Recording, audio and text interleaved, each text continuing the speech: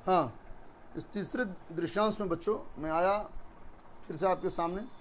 मैं बता रहा था आपको कि खैर मातम पुरसी व मुआवजे का दौर शुरू होते ही इंसानी गिद्धों की जमात यानी समूह टूट पड़ती है। अब ये क्यों कहा मैंने इंसानी गिद्ध हैं? इंसानी गिद्ध इसलिए कहा क्योंकि इन्हें दया नहीं आती। जो गरीब है उस गरीब के हिस्से में जो पैसे दिए गए हैं, उसके लिए जो पैसे, जो रुपये आए हैं, जो रकम आई है, जो राशि दी गई है, उसे बटोरने में, खाने में भी ये नहीं हिचकते। जैसे गिद्ध को दया नहीं आती, वह किसी घायल इंसान को भी उसी तरह निर्दयता से नोच कर खा लेता है जिस तरह किसी लाश को। उसी तरह ऐसे इंसान जो सिर्फ और सिर्फ स्वार्थ साधना जानते हैं, जो सिर्फ और सिर्फ अपनी बात जानते हैं, जो सिर्फ और सिर्फ अपनी हकीकत से वाबस्ता हैं, जो सिर्फ और सिर्फ अपना भविष्य बनाना, सुधारना चाहते हैं, भले ही वह दूसरे इंसानों की कब्र पर क्यों न हो, उनकी चिताओं पर क्यों न हो, लेकिन हो। तो ऐसे लोग गिद्ध नहीं हैं तो और क्या है? इसलिए मैंने इंसानी गिद्ध कहा है। और जैसे गिद्ध झुंड में आते हैं, उसी तरह ये झुंड में ही हैं आजकल हमारे यहाँ। और जमात टूट पड़ती है उस मुआवजे पर। और फिर क्या होता है? 2 बिल्लियों वाली कहानी आपने सुनी होगी। बंटवारा होता है और उस बंटवारे में 2 बिल्लियाँ थीं और जानते हैं ना, एक टुकड़ा उधर, एक टुकड़ा इधर। और बंदर ने कहा कि भाई यहाँ जो है सो इसमें ज़्यादा हो गया, उसमें कम हो गया, इस तरह थोड़ा सा इधर से खा लिया, थोड़ा सा उधर से खा लिया, होते होते सारे दोनों टुकड़े उसने खा लिए। बिल्लियाँ मुँह ताकती रह गई। यही होता है, इनकी पूरी कोशिश होती है। सरकार यदि कड़ाई न करे तो एक भी पैसा, एक धेला, एक कानी कौड़ी ये किसी गरीब के यहाँ न जाने दें। ऐसा करते हैं ये लोग। और लाल फीते शाही के चंगुल में फंसी व्यवस्था विस्थापितों को मुंह चिढ़ाने लगती है। सही बात है। जो अफसर जिनकी तरफ आशा भरी नज़रों से गरीब ताकते हैं, हम सब देखते हैं, वे अफसर बस अपना भविष्य जुगाड़ने में, अपना भविष्य चमकाने में लगे रहते हैं। और उस भ्रष्ट संस्थान में, उस भ्रष्ट व्यवस्था में विस्थापितों को, विस्थापित यानी जो अपना घर छोड़कर अलग रहते हैं, ऐसे लोगों को कुछ सो ठिकाना नहीं मिलता। उन्हें बहुत परेशानी होती है। उन्हें ऐसा लगता है मानो पता नहीं किस युग में हम लोग आ गए, कहाँ हमारी जो है सो जीवन रेखा हमें खींच कर ले जाएगी, भाग्य रेखा खींच कर ले जाएगी। और वे कुछ नहीं कर पाते। विस्थापितों को मुँह चिढ़ाने लगती है ऐसी गंदी और लाचार व्यवस्था। एवं लाचार निरीह जनता हाथ मलने के सिवाय कुछ नहीं कर पाती। सिर्फ हाथ मलना यानी पछताना, पछताने के अलावा जनता कुछ नहीं करती। हाय हाय करके रो रो कर रह जाती है। बहुत तो गुजर जाते हैं और बहुत जो रहते हैं वे गुजरने वालों से भी बुरी ज़िंदगी जीते हैं। और फिर क्या होता है? फिर अगले साल वही बाढ़, वही सुखाड़, वही आपदा, वही मातम पुरसी, मुआवजे, बंदर बांट का खेल होता है हर साल। मैं कहना तो नहीं चाहता, मुझे लगता है कि इसमें अफसरों का पूरा हाथ है।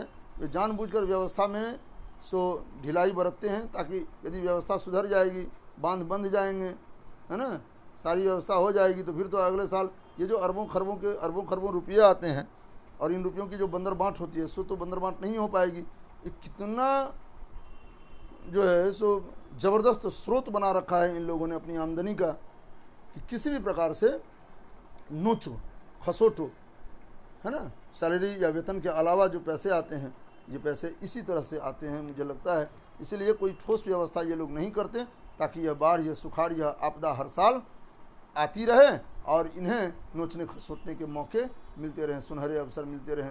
किसी गरीब का भविष्य सुनहरा हो न हो, ऐसे भ्रष्ट अफसरों के भविष्य में सुनहरी चमक तो आ ही जाती है। यही विस्थापितों की कथा एवं उपसंहार है। यही इनकी कहानी है और यही उनकी इस कहानी का परिणाम।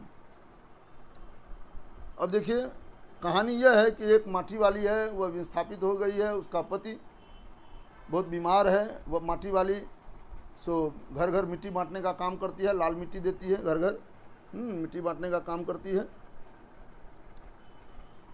लेकिन वह जहाँ रहती है वह एक ज़मींदार का बागीचा है, उस बागीचे में वह रहती है। ज़मींदार के घर में वह खटती है और इधर पूरे शहर में भी वह खटती है। पति उसका बहुत बीमार है।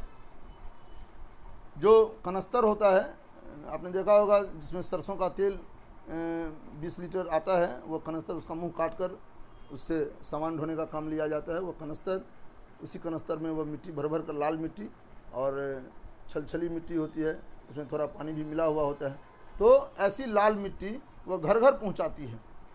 बहुत मुश्किल से उसका जीवन चल रहा है। वह भी इसी आशा में है कि कहीं यदि मुआवजे की रकम मिलेगी, कहीं ज़मीन मिलेगी रहने के लिए, तो मैं भी विस्थापित हूँ, मुझे ज़मीन मिल जाएगी।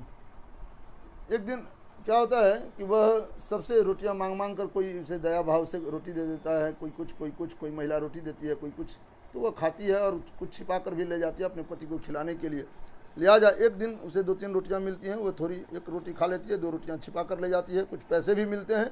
सोचती है कि आज मैं प्याज ले जाऊंगी और रोज़ रोज़ जो सादी रोटी अपने पति को खिलाती हूँ, आज उस बूढ़े को प्याज की भुजिया भी खिलाऊंगी। लिहाजा वो प्याज खरीद कर जाती है, अपने घर ले जाती है। लेकिन वहाँ जाकर जब वह आवाज़ लगाती है तो कोई आवाज़ नहीं पाती, प्रतिध्वनि उसे नहीं मिलती, कोई जवाबी उत्तर उसे नहीं, कोई प्रत्युत्तर नहीं मिलता उसे। वह अंदर जाती है तो देखती है उसका पति गुजर चुका है। बहुत रोती है, कलपती है, उसके दाह संस्कार की व्यवस्था करने जाती है, लेकिन वहाँ भी उसे टके सा जवाब मिल जाता है। जो अधिकारी है वह बोलता है कि नहीं, इस शमशान में तुम नहीं जला पाओगी, क्योंकि यह शमशान अब हटने वाला है, यहाँ बांध बनेगा। अब गरीब कहाँ जाए, जो जीता है उसकी तो फजीहत है, मरने पर भी उसकी फजीहत नहीं रुकती। यही बात वह कहती है, रोती है। इसमें एक प्रश्न है कि गरीबों का श्मशान तो न उजाड़ो, कहाँ जाएंगे वे।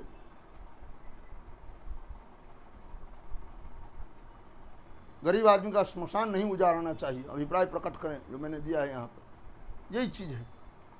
तो यही कहानी है, और इस कहानी में मैं आपको बताऊंगा, संक्षेप में मैंने यह कहानी बता दी आपको। अब आपकी बारी है। शहरवासी माटी वाली के अलावा उसके कंटर को भी पहचानते थे, क्यों और कैसे, ये उत्तर आपको देना है। माटी वाली के पास अपने अच्छे बुरे भागी के बारे में सोचने का समय नहीं था, क्यों। भूख मीठी की भोजन का भाव प्रकट करें। पाठ के आधार पर विरासत के बारे में विचार प्रकट करें। रोटियों का हिसाब लगाना माटी वाली की किस मजबूरी को व्यक्त करता है। आज बूढ़े को कोरी रोटी नहीं दूंगी, इस कथन से माटी वाली का भाव अभिव्यक्त करें। गरीब आदमी का श्मशान नहीं उजाड़ना चाहिए, अभिप्राय प्रकट करें। पाठ का भाव लिखें। विस्थापन की समस्या पर निबंध लिखें। ये कुल 9 प्रश्न हैं। अब कर लेंगे, छोड़ दूं मैं, डर गए हैं? डरिए मत। आप जानते हैं मैं आपको ऐसे बीच मझधार में नहीं छोड़ सकता। मैं आपको बता दे रहा हूं, संक्षेप में बता देता हूं जी। शहरवासी माटी वाली के अलावा उसके कंटर को भी पहचानते थे, क्यों और कैसे। क्योंकि माटी वाली एक ही कंटर से सबको मिट्टी बांटती थी, और वह कंटर चूँकि हर घर में पहुंचता था, उसमें रखी मिट्टी सबकी ज़रूरत के काम आती थी, सबकी ज़रूरत में लाभ पहुंचाती थी, इसलिए उसके कंटर को भी पहचानते थे सब लोग। माटी वाली के पास अपने अच्छे बुरे भागी के बारे में सोचने का समय नहीं था, क्यों।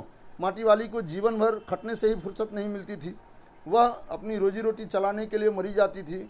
उसके पास जो रोजी रोटी के लिए मरते हैं, उनके पास इतना समय कहाँ होता कि वे सोचेंगे कि भाग्य अच्छा है या बुरा, समय अच्छा चल रहा है या बुरा चल रहा है, दिन अच्छे चल रहे हैं या बुरे चल रहे हैं।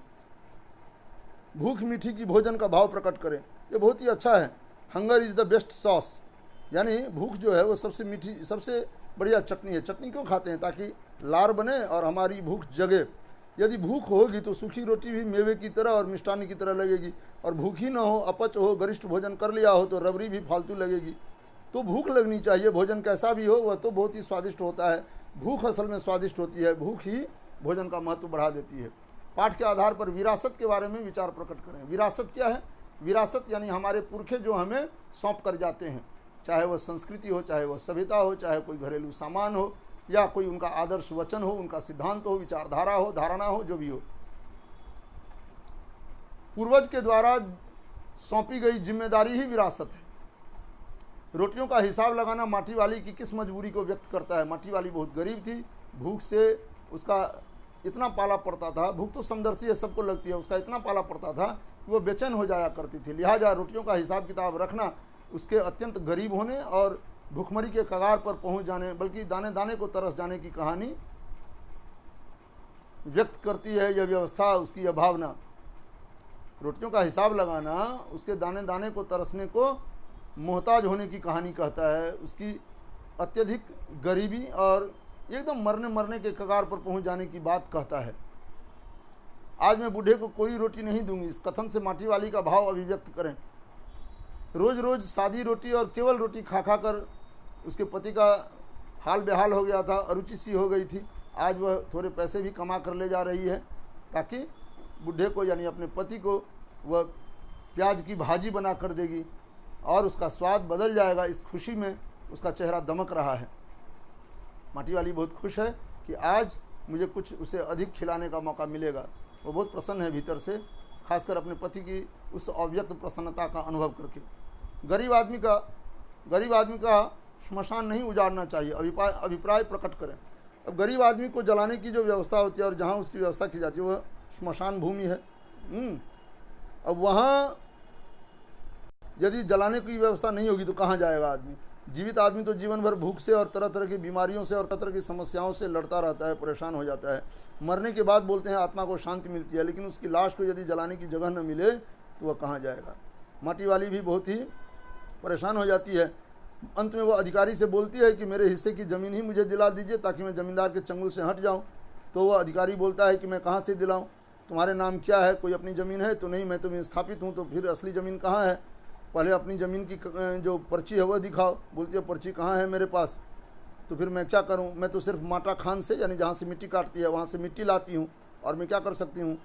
तो वो अधिकारी बोलता है कि माटा खान क्या तुम्हारे नाम का है? वो थोड़ा और भी असभ्य हो जाता है, बोलता है तुम्हारे बाप की माटा खान है नहीं ना? तो माटा खान तो सरकारी है। माटा खान यानी वह खान जहाँ से मिट्टी काट कर वह लाती थी बेचने के लिए, तो वो तो सरकारी है, वो तुम्हारी तो है नहीं। तो इसके बदले तो तुम्हें ज़मीन नहीं मिलेगी। और वह बेचारी एकदम पछताती रह जाती है। गरीब आदमी का, अच्छा यह हो गया। विस्थापन की समस्या, पाठ का भाव लिखें। विस्थापितों का जीवन बहुत ही भयानक होता है। वे अपनी जड़ से उखड़ जाते हैं, और जो भी अपनी जड़ से उखड़ते हैं उन्हें फिर से स्थापित करने में अपने आप को बहुत ही मुश्किलों का सामना करना पड़ता है। तरीके हैं, उपाय हैं और योजनाएं भी हैं, लेकिन ये अफसर, ये घूसखोर इंसान, घूसखोरी की व्यवस्था, भ्रष्टाचार, कोई भी योजना पूरी नहीं होने देता, और लोग बिलख कर रह जाते हैं। अंततोगत्वा वे सिसकते ही जीवन गुजार देते हैं। बहुत कम ऐसे होते हैं जो फिर से अपनी ज़मीन पा लेते हैं और फिर से अपना पुराना जीवन शुरू कर देते हैं। ऐसे सौभाग्यशाली बहुत कम होते हैं। विस्थापन की समस्या पर निबंध लिखें। मैं समझता हूँ लिख ही लेंगे, क्योंकि आप इतने चालाक तो हैं ही। फिर से एक बार हिंदी दिवस की बहुत बहुत शुभकामनाएं, बधाइयाँ और मेरा आशीर्वाद। धन्यवाद। खूब पढ़ें, परीक्षा की तैयारी करें और मन से रहें, कोरोना प्रोटोकॉल का निर्वहन करें। धन्यवाद, आशीर्वाद।